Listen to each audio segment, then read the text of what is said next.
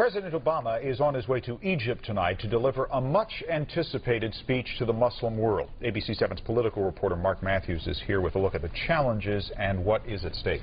2 months since he did this, his last speech to the Muslim world, delivered in Istanbul. The one on Thursday will be in Cairo, a symbolic venue.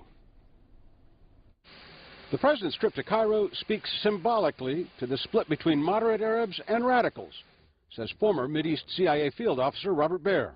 In December, Mubarak, the president of Egypt, said that Iran is going to devour the Middle East. So going and standing with Mubarak, essentially, symbolically or metaphorically, he's saying we are standing with the moderate Arabs against Iran. And the single biggest issue, says Baer, will Obama follow through on efforts to stop the building of Jewish settlements on the Palestinian West Bank? Does this president have the political power and the political will to stop these settlements? And that's going to be the question on everybody's mind as he speaks. It's on the mind of American Muslims.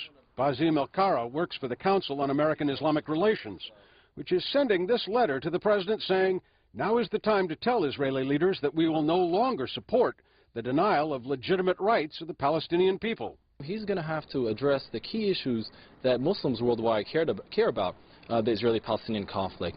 2 weeks ago, President Obama told Benjamin Netanyahu that settlements must be stopped. In order for us to move forward.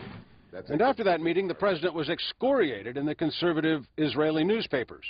The head of Stanford's Iranian Studies program is just back this week from Israel.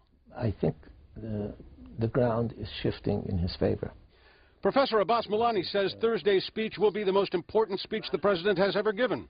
And since Bush Sr., this is the first time a president of the United States has stood firm on the issue of the settlement.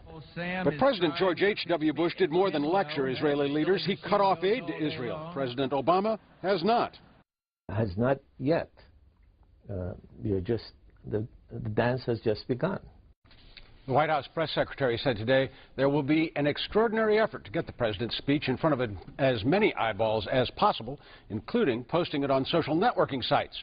And in a sharp turnaround from what we saw in the campaign, this week the White House played up the president's connection to Islam in a conference call with reporters. And boy, that is very different. Yeah, that is a turnaround. From before the polar opposite. Yeah. All right, thanks, Mark.